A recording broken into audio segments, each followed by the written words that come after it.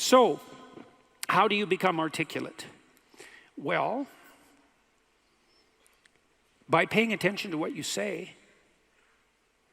That's a good start. And what do I mean by that? I mean pay attention to what you say. So you can think of this as an analogy.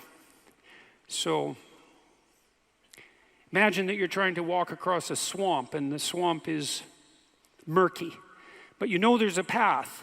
You know there's a path of stone under the water, but it twists and moves.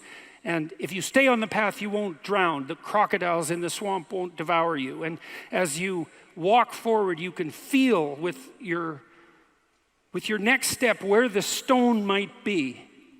And then you feel it's solid, then you take that step, and then you do the same thing with your foot again. You search and you find out what's solid, and you step on it, and you move forward in that manner. That's what you do with your words. It's the same thing. You feel, and you feel, is this the right word? Is the fact that I'm uttering it putting me together and making me intact and stronger, or is it tearing me apart and making me dissolute and weak? And you can learn to do that. I learned this in part from reading Carl Rogers, who's a great clinician, and Rogers believed that the integration of language and action was a necessary precondition for operation as an effective clinician, that you had to align what you said with who you were, and that one of the things that your clients would be evaluating you for was that capability. And you might say that someone with that capability manifests themselves as genuine and trustworthy. And more than that, I would say also as compelling and interesting, although that can be gamed. But the entire combination that emerges out of the domain of articulate communication can't be gamed. It's not easily. You feel your way. I noticed 40 years ago when I started thinking these things through that much of what I said actually made me feel weak. I didn't know why exactly, but sometimes some of the things I said didn't have that effect. They weren't accompanied by a sense of shame, let's say. They weren't accompanied with a sense of vulnerability. They were solid. And at the beginning, that was probably only about 5% of what I said. The rest of it was instrumental. You know, it was language I was using to get my way in the manner that Tammy described when she introduced me tonight. There was an arrogance in my use of language that had to do with the desire to attain proximal victories, right?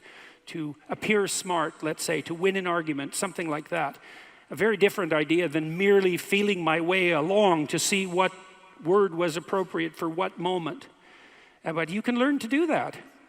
And you can listen to yourself, and you can stop humming and hawing and using like and you know and fillers.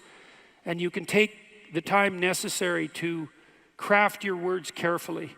And you can practice merely saying what you believe to be true.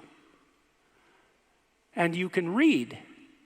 And you can read great writers. And you can write. And you can write about what you think about the problems that obsess you. And you can become articulate as a consequence. And there'll be nothing about that that isn't the adventure of your life.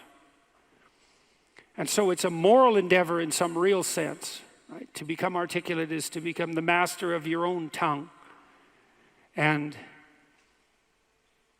to become properly articulate is to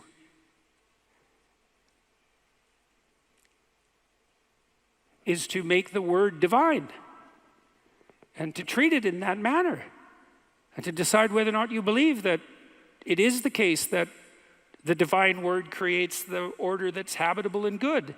And if you do believe that, well, if you don't believe that, then what do you believe? And if you do believe that, well, Go all in. See what happens. See what happens if you become articulate.